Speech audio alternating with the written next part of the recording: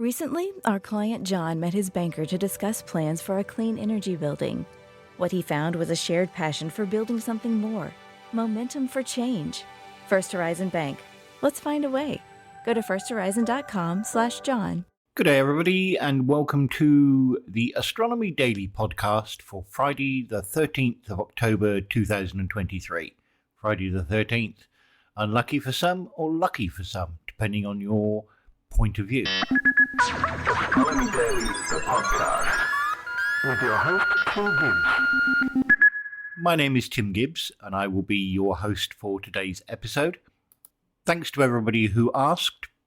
And yes, we've had a few technical issues in the studio here, mostly with the operator, and a few technical equipment issues as well. But all sorted, and all should be okay from now on. And I do apologise for missing a couple of episodes. Now, as usual, I have Hallie, my AI digital reporter, here in the studio with me. Hallie, how are you today? Hi, Tim, good to be back with you, and as you know, you are my favourite human, and I have missed our chats. Oh, thank you, Hallie. That's very nice of you to say, and I have missed our conversations as well. Now, back to you for today's stories.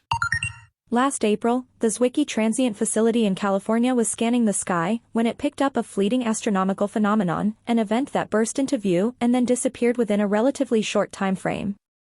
Most such transients are supernovae, though others can occur, too. Owing to transients' short shelf lives, astronomers wasted no time in following up on the finding. The initial discovery triggered a prepared sequence of observations. Within weeks, they were measuring the event's visible spectrum with the Gemini South Telescope in Chile, its radio waves with the Very Large Array in New Mexico, and its X-rays with the Chandra telescope in space. By May, the Hubble Space Telescope was trained on the target, too. Out of that data, a team in the Netherlands, the UK, Denmark, and South Africa pieced together a picture of the event, posted on the AR-14 Astronomy preprint server. It turned out to be a member of a rare subclass of transients known as luminous fast blue optical transients, luminous spots. Officially designated at 2023 FHN, it was dubbed the Finch, continuing the trend of nicknaming spots after animals. Others include the koala, the camel, and the cow.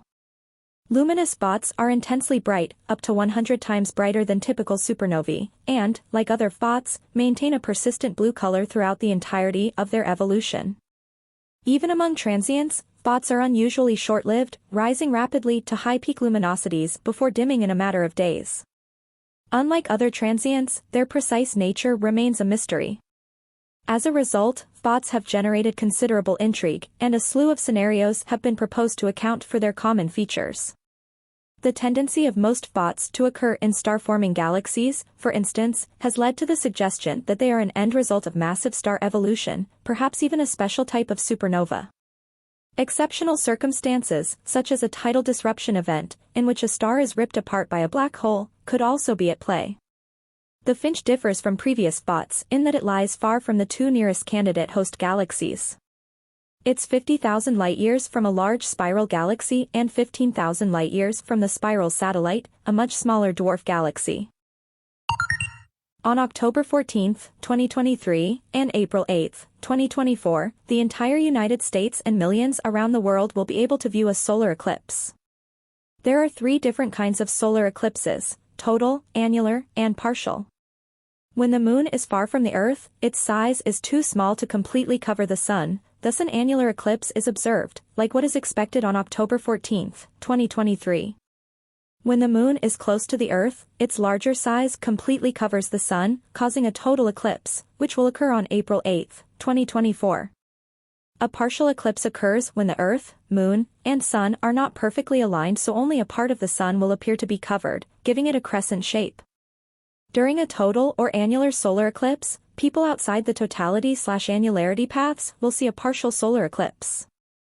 Midsy Adams, NASA Marshall Space Flight Center Heliophysics and Planetary Science Branch Assistant Chief, shares her observations during the 5 total eclipses she has experienced. It is like nothing you've ever experienced before. It's sort of like somebody puts a bowl on top of Earth right above where you're standing. In the middle of the day, it gets darker, but you can still see light around the rim. Adams explains. You can essentially observe a sunrise or sunset. The temperatures cool. The wind picks up. The birds may go to roost, or the coyotes may howl. During an annular eclipse like the one coming up on October 14th, even with the sun covered up to 90%, the sky remains fairly bright. Those in the path of annularity will have a chance to observe the famed Ring of Fire effect, but it is important to manage your expectations and to remember that solar viewing glasses will be needed during the event's entirety. Showers in bathrooms bring us comfort. Showers from space bring astrophysicists joy. Osaka Metropolitan University scientists have observed, with their novel method, cosmic ray extensive air showers with unprecedented precision, opening the door to new insights into the universe's most energetic particles. When a high-energy cosmic ray collides with the Earth's atmosphere, it generates an enormous number of particles known as an extensive air shower. A research team led by Associate Professor Toshihiro Fuji from the Graduate School of Science and Nambu Yoichiro Institute of Theoretical and Experimental Physics at Osaka Metropolitan University, along with graduate student Fraser Bradfield, has discovered that the prime focus wide-field camera mounted on the Subaru telescope, situated atop the Mauna Kea volcano in Hawaii, can capture these extensive air showers with extremely high resolution. The Subaru telescope was designed for observational astronomy. Cosmic rays, appearing as attracts on the observed images and obscuring the targeted stars or galaxies, are dismissed as noise by usual astronomical data processing. However, this team's research focuses on that very noise. Analyzing approximately 17,000 images captured between 2014 and 2020, the research team pinpointed 13 images that contained extensive air showers. These images displayed a far larger number of particle tracks than usual. With conventional observation methods, it is challenging to distinguish between the types of particles that constitute extensive air showers, explained Professor Fuji. Our method, on the other hand, has the potential to determine the nature of individual particles. Professor Fuji added, furthermore, by integrating our method with conventional approaches, we hope to advance our understanding of extensive air showers. This technique may allow us to search for dark matter or other exotic particles, offering additional insights into the transition of the universe into a matter-dominated era. The Astronomy Daily Podcast. Thanks for those great stories, Hallie. Now, just to reiterate a point she made in the story about the solar eclipse. If you are viewing a solar eclipse, make sure you have proper glasses to do so. We don't want any of our listeners ending up with dodgy eyeballs. You have been warned. And here is a little bit more information for you. The first US location to experience the annular Ring of Fire stage of the eclipse will be Oregon at 9:13 a.m. PT. On October the 14th, prior to that, the partial eclipse stage of the eclipse begins off the west coast of the United States at 11:03 EDT.